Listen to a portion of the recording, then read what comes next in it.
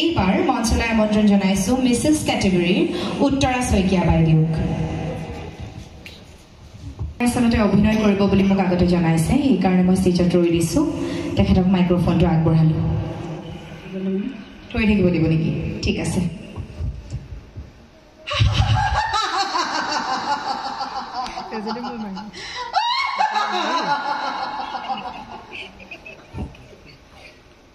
তহঁতে মোক পাগলী বুলি কৈছ মই পাগলী তহঁত পাগলী মোৰ ছোৱালীজনী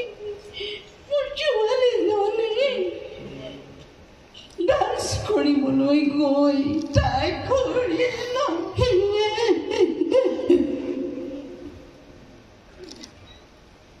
কি মোক বহুত অভিমান কৰিছা পাগলী বুলি কৈছা মই পাগলী নহয় তাহাঁত পাগলী মই পাগলী কেতিয়াও নহয়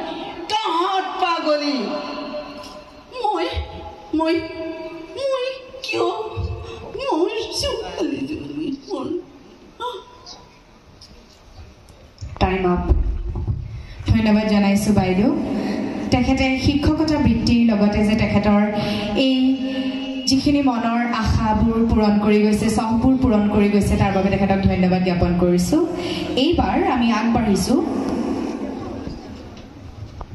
মিষ্টাৰ কেটেগৰীলৈ মঞ্চলৈ আমন্ত্ৰণ জনাইছো মিষ্টাৰ কেটেগৰীৰ প্ৰথম প্ৰতিযোগী হেমন্ত পাৰিকক